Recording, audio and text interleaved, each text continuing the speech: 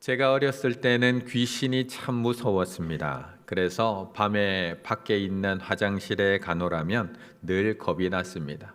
그래서 늘 그 화장실에 가는 타임에는 항상 형을 깨우게 됩니다. 형 같이 가죠. 형 같이 가죠. 그리고 화장실 안에 들어가서도 밖에 서 있는 형을 계속해서 확인할 수밖에 없습니다. 형 거기 서 있지. 형 거기 서 있지.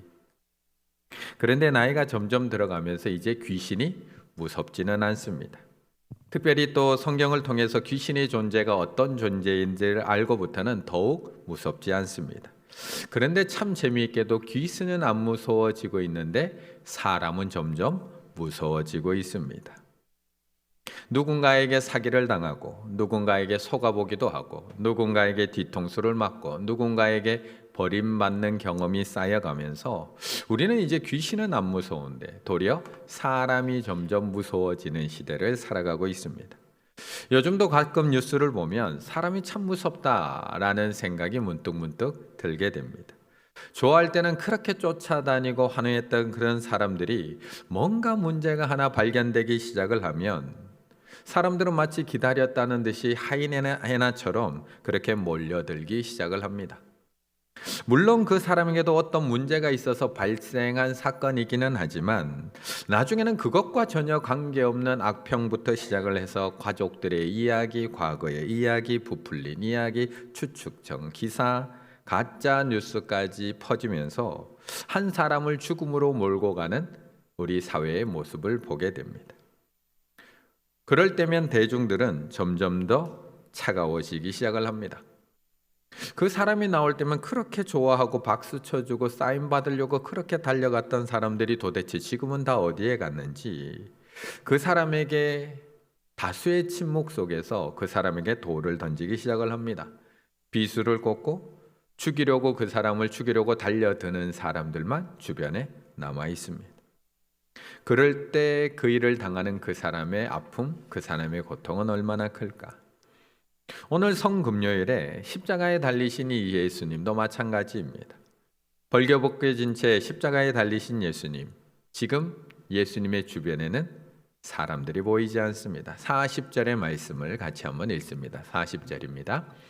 멀리서 바라보는 여자들도 있었는데 그 중에 막달라 마리아와 또 작은 야고보와 요새의 어머니 마리아와 또 살로메가 있었으니.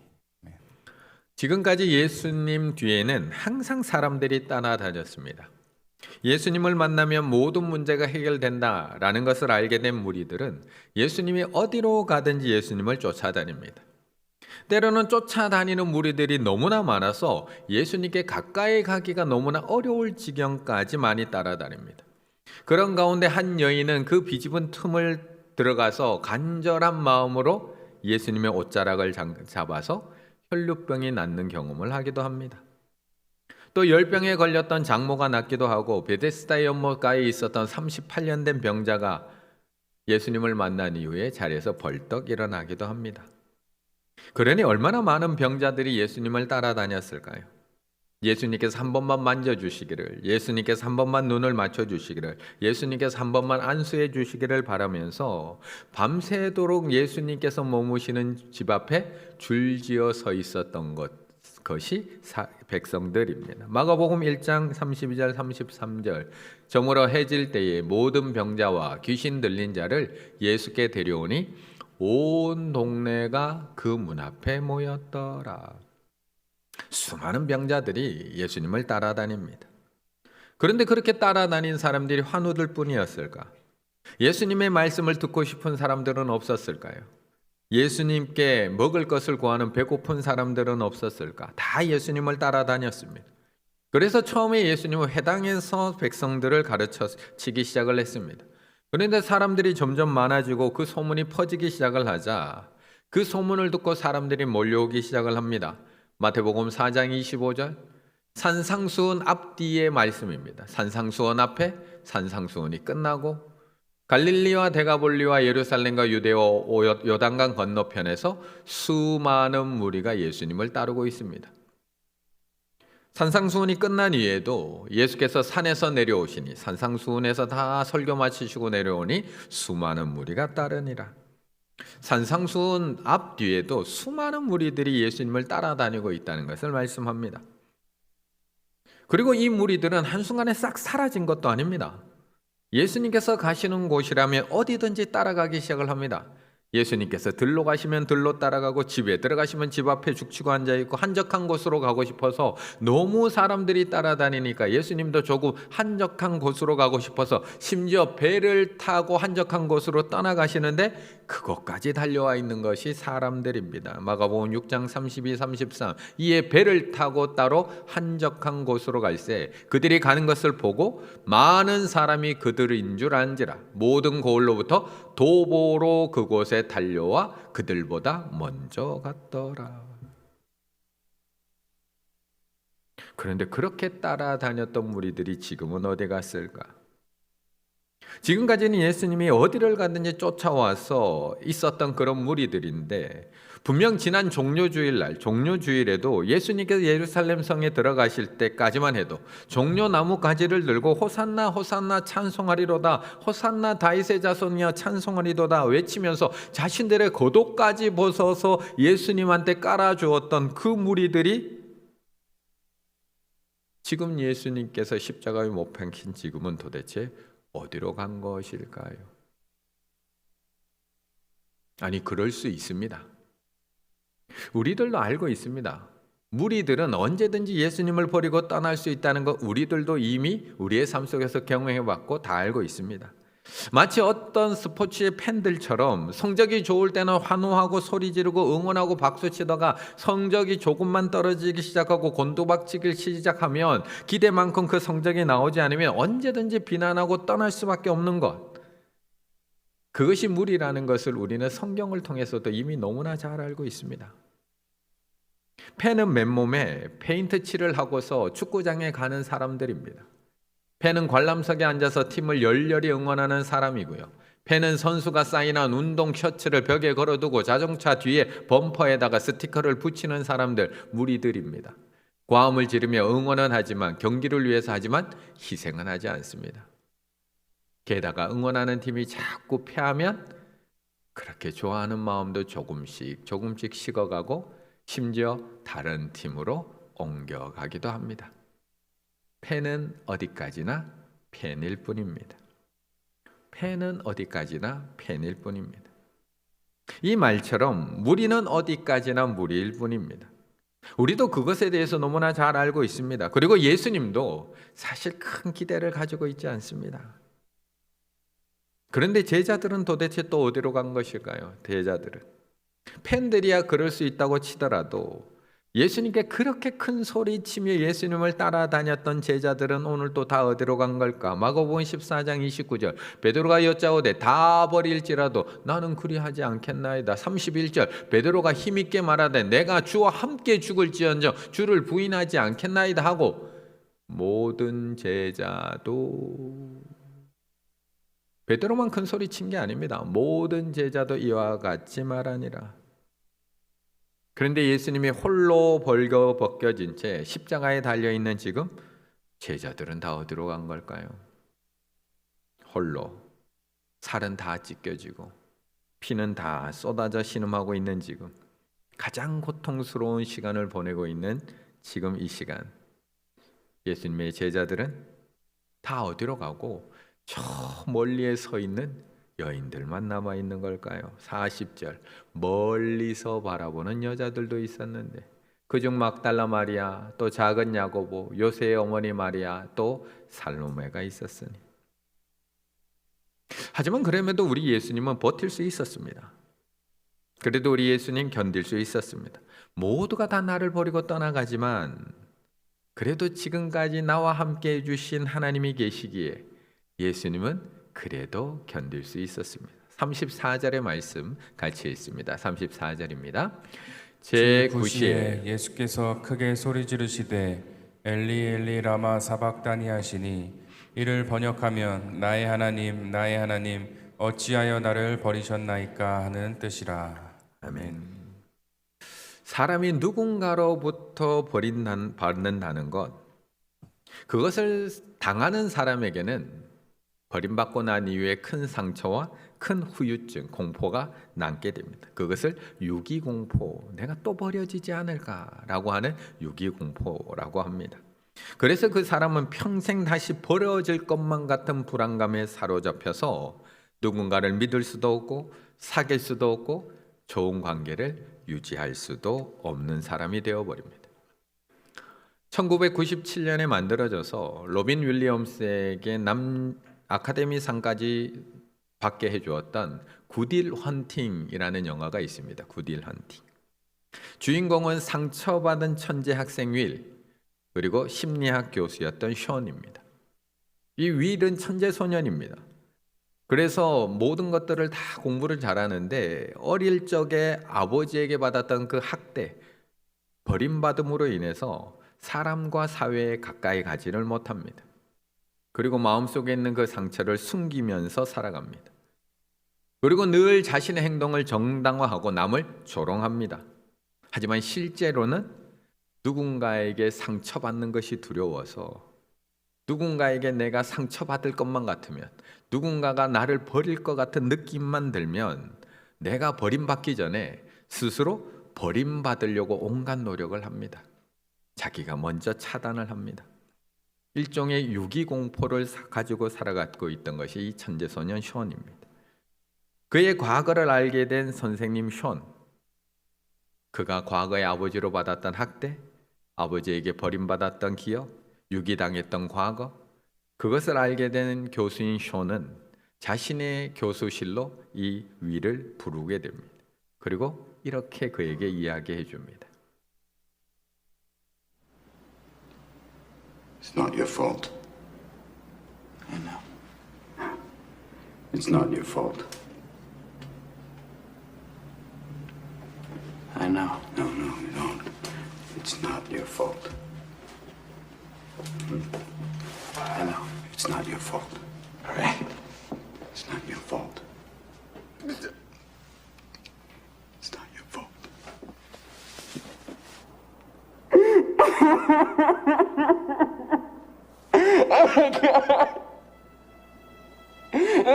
I'm so sorry.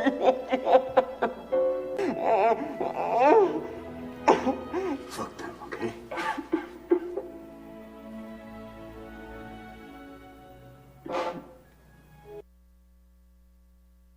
사실 한 명만 있으면 됩니다. 한 명. 세상 모든 사람들에게 버림을 받아도 나를 끝까지 믿고 신뢰해 줄 한 명만 있습니다. 나를 따르던 무리들이 나를 버리고 떠나가더라도 무려 3년 동안이나 나와 함께 하면서 수많은 사역을 감당했던 그 제자들이 한순간에 나를 배신하고 부인하고 나를 버린다 할지라도 나를 끝까지 믿어주고 신뢰해 줄 그 한 사람, 그 한 사람만 있으면 우리는 얼마든지 큰 아픔을 이겨내고 견뎌나갈 수가 있습니다. 그래서 당신이 옳다라고 하는 정혜신 그 교수의 책에도 보면 이렇게 이야기합니다. 내 고통에 진심으로 눈을 포개고 듣고 또 듣는 사람, 내 존재에 집중해서 묻고 또 물어주는 사람, 대답을 채근하지 않고 먹먹하게 기다려주는 그 한 사람, 그 한 사람만 있으면 사람은 산다. 그 한 사람만 있으면. 예수님에게도 아버지 한 분으로 충분했습니다. 지금까지 아버지의 뜻을 따라 행했고 아버지의 뜻을 따라 이 땅에 왔으며 아버지의 뜻을 따라 십자가의 자리까지 와 있습니다. 그래서 십자가를 앞두고도 하나님 앞에 피할 수만 있으면 피하게 해달라고 기도했지만 그럼에도 아버지의 뜻대로 순종하며 이 자리까지 온 것이 예수님입니다. 그런데 오늘 예수님은 그 한 분에게마저도 버림받고 있다는 겁니다. 나의 아버지가 되시는 하나님께마저도 버림받고 있습니다. 이는 내 사랑하는 아들이요 내 기뻐하는 자라고 말씀하시던 그 하늘 아버지로부터 버림받고 있습니다. 창세전부터 지금까지 나와 함께 하신 하나님, 아니요 단 한 번도 분리해 본 적이 없는 그 하나님으로부터 버림받고 있습니다. 제3시 아침 9시에 십자가에 달리신 예수님 3시간 이후에 제6시 우리나라 시간으로 정오에 온 땅에 어둠이 임하기 시작을 합니다. 그리고 3시간 동안 어둠이 온 땅을 지배하기 시작을 하더니 오후 3시 인간의 몸을 입고 이 땅에 오신 예수님은 얼마나 고통스러우셨는지 십자가 위에서 크게 소리 지르십니다. 34절 제9시에 예수께서 크게 소리 지르시되 엘리 엘리 라마 사박다니 하시니 이를 번역하면 나의 하나님 나의 하나님 어찌하여 나를 버리셨나이까 하는 뜻이라. 그렇다면 지금 예수님께 가장 큰 고통은 무엇일까요? 가장 큰 고통은 손에 못이 박힌 손과 발이 아플까요? 창에 찔린 옆구리가 가장 아플까요? 발가벗겨진 그 몸이 부끄러웠을까요? 저들의 침뱉음과 조롱이 수치스러웠을까요? 아니면 나를 그렇게 환호하며 따르던 무리들의 등돌림이 괴롭고 제자들의 배신과 부인과 저주가 고통스러웠을까요? 어떤 게 가장 고통스러웠을까요? 예수님에게는 단 한 번도 떨어져 본 적 없는 그 아버지로부터의 버림받음, 그것이 가장 고통스럽습니다. 우리가 종종 부르는 찬송가, 그 가사 중에 이런 가사가 있습니다. 천부여 의지 없어서 손 들고 옵니다. 그 다음 우리는 이렇게 얘기합니다. 주 나를 외면하시면 나 어디 가리까? 주 나를 외면하시면, 주님마저 나를 외면하시면 도대체 저는 어디 갑니까 하나님? 우리는 이렇게 찬양합니다. 우리도 가장 힘들어하는 것이 내가 가장 고통스럽고 아플 때 침묵하시는 하나님, 외면하시는 하나님, 귀를 막고 계시는 하나님, 그걸 경험할 때 우리는 가장 큰 가슴 찢어지는 그 아픔을 경험하는 것처럼 예수님도 오늘 그것이 너무나 아파서 가상치령 가장 그 첫 번째 마디가, 절규가 엘리 엘리 라마 사박다니 나의 하나님 나의 하나님 어찌하여 나를 버리시나이까 외칠 수밖에 없는 것입니다. 그런데 왜 우리 하나님은 자신의 하나밖에 없는 아들에게 이렇게 모질게 하시는 것일까요? 왜 자신의 아들을 이렇게 버려져 죽어가게 만드는 것일까? 38절의 말씀을 함께 있습니다. 38절입니다. 이에 성소 휘장이 위로부터 아래까지 찢어져 둘이 되니라. 사실 우리는 이미 버림당한 존재들입니다. 우리는 이미 내쫓김 당한 존재들입니다. 우리가 예수님을 믿고 난 이후에 하나님 안에 머물고 살아가다 있다 보니까 우리가 잠시 잊어서 그렇지, 우리는 아담과 하와의 범죄 이후에 창세기 3장에 보면 이같이 하나님은 그 사람을 쫓아내시고, 이같이 하나님이 그 사람을 쫓아내시고, 우리는 이미 쫓겨난 인생들입니다. 버림받은 인생들입니다. 그래서 이 세상은 가만히 두면 하나님과 가까워지는 것이 아니라 하나님과 점점 더 멀어지고 도망가고 더러워지고 죄악으로 가득 찰 수밖에 없는 것이 이 땅이라는 것입니다. 지금은 아닐까요? 지금 우리가 쫓겨난 인생이 아니고 버려진 인생이 아닐까요? 사도 바울이 그래서 신약에 와서도 우리에게 똑같이 얘기해 주는 겁니다. 로마서 1장 24, 26, 28절에 보면 그러므로 하나님께서 그들의 마음의 정욕대로 더러움에 버려두사, 이 때문에 하나님께서 그들을 부끄러운 욕심에 내버려 두셨으니, 하나님께서 그들을 그 상실한 마음대로 내버려 두사. 우리는 버려진 사람들입니다. 벌써부터 마음에 죄가 들어온 것을 로마서는 미련한 마음이 어두워졌나니 라는 표현을 쓰고 있습니다. 분별력을 잃어버렸다는 의미. 마음이 어두워지면 마음에 하나님 두기를 싫어하게 됩니다. 이에 대한 가장 무서운 심판은 하나님께서 그들을 마음의 정욕대로 더러움에 그대로 두사입니다. 하나님께서 마음을 더러운 가운데 내버려 두시고 더 이상 상관하지 않으시면 이제 돌이킬 길, 하나님 앞에 돌아갈 길은 완전히 차단된 겁니다. 이게 가장 무서운 심판입니다. 이미 버려진 우리에게 가장 혹독한 심판이 무엇일까요? 잘못된 길을 가는 우리들을 때리는 것이 가장 심각한 혹독한 버려짐일까? 아니요. 가만히 내버려 두는 것. 하나님으로부터 내쫓겨진 버림받은 우리를 그대로 버려진 채로 가만히 내버려 두는 것. 정욕대로 더러운 가운데 살아가도록 그냥 내버려 두는 것. 부끄러운 욕심대로 끌려가도록 그냥 내버려 두는 것, 상실한 그 마음 그대로 살아가면서 분별력을 잃어버리고 부적절한 행동을 계속하도록 그냥 내버려 두는 것, 이것이 버림받은 존재가 당해야 하는 하나님의 가장 무서운 심판이라는 것을 말씀하고 있습니다. 그런데 이렇게 죄로 인해서 버림받아 죽어갈 수밖에 없는 우리들에게 하나님은 그 길을 돌이켜 하나님 앞에 나아올 수 있는 방법 하나를 알려주십니다. 그것이 출애굽한 이스라엘 백성들에게 버림받은 너희들이 어떻게 하나님 앞에 다시 나올 수 있는지를 보여주셨던 방법, 모형 하나를 만들어서 가르쳐 주시고 보여주셨던 겁니다. 그것이 바로 성소에서 드렸던 제사이고, 대제사장, 대속제일이 대제사장이 하나님 앞에 나아갔던 지성소의 모습이었다는 겁니다. 하나님께 절대 나아갈 수 없었던 버림받은 인간이 1년에 딱 한 번 하나님 앞에 나아갈 수 있는 방법, 하나님 앞에 나아갈 수 있는 길이 1년에 딱 한 번 열렸던 겁니다.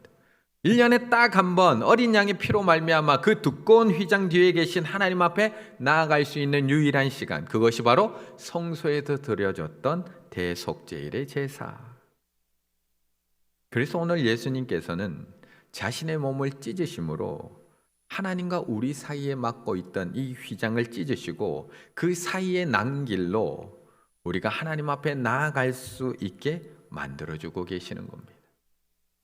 버림받아야 할 우리를 대신해서 자신을 버림으로 말미암아 우리가 버림당하지 않게 만들어주시는 것. 그래서 오늘 38절이 이렇게 얘기하는 겁니다. 이에 성소 휘장이 위로부터 아래까지 찢어져 둘이 되니라. 그것을 히브리서 10장 19절 20절에서 명확하게 해석해 주고 있는 겁니다. 그러므로 형제들아, 우리가 예수의 피를 힘입어 성소에 들어갈 담대함을 얻었나니, 담력을 얻었나니, 그 길은 우리를 위하여 휘장 가운데로 열어놓으신 새로운 살 길이요, 휘장은 곧 그의 육체니라 말씀해 주고 있는 겁니다. 나아갈 길이 없었다는 겁니다. 그런데 그의 육체로 길을 만들어내고 계시다는 겁니다. 엘리 엘리 라마 사박다니, 나의 하나님 나의 하나님이 어찌하여 나를 버리시나이까. 예수님께서 하나님을 아빠 아버지라고 부르는 대신 나의 하나님 나의 하나님이라고 부르질 때 우리가 아버지라고 부를 수 없었던 우리가 아빠 아버지라고 부를 수 있게 된 겁니다. 예수님께서 하나님 앞에 버림받아서 아들의 자리를 잃어버리실 때 우리는 죄인에서 하나님의 자녀라는 이름을 얻게 된 겁니다. 예수님께서 십자가에서 죽으실 때 우리는 하나님 아버지의 아들과 딸이 될 수 있었고요. 예수님께서 버림받아 고통당하실 때 버림받았던 우리는 하나님과 함께 할 수 있는 은혜를 얻게 되었다라고 말씀하고 있는 겁니다. 그래서 예수님께서 버림당하심으로 말미암아 당연히 버림받아야 될 우리가 버림당하지 않게 된 것, 그것이 십자가입니다. 그래서 이제 하나님은 우리를 거절하지 않습니다. 우리를 쫓아내지 않습니다. 그것이 누가복음 15장에서 말씀하는 탕자의 비유, 먼 도시로 떠났던 아들이 허랑방탕하게 살다가 모든 것을 다 잃어버리고 돌아왔을 때 아버지는 마을 어귀부터까지 달려나와서 그를 발견하고 달려갑니다. 그리고 무조건 안아줍니다. 잃어버린 아들을 찾았다고 잔치를 엽니다. 그 사이에 아버지는 아들의 잘못을 단 한마디도 지적하지 않습니다. 단지 돌아왔다는 그 사실 하나만으로 기뻐하십니다. 그러므로 절대 주눅 드시면 안 됩니다. 이제 담대함과 담력을 가지고 나아가셔야 됩니다. 우리가 또 실수하고 또 넘어지더라도 우리를 대신해서 버림당하신 예수 그리스도로 말미암아 길을 열어주 놓으신 그 예수님이 있다는 것을 믿고 하나님의 자비하심만 구하고 하나님의 은혜만 구하며 나아가게 되면 우리 하나님 아버지께서는 용서와 사랑과 자비를 허락해 주실 줄로 믿습니다. 이번 고난주가 예수님과 많이 가까워지셨는지요?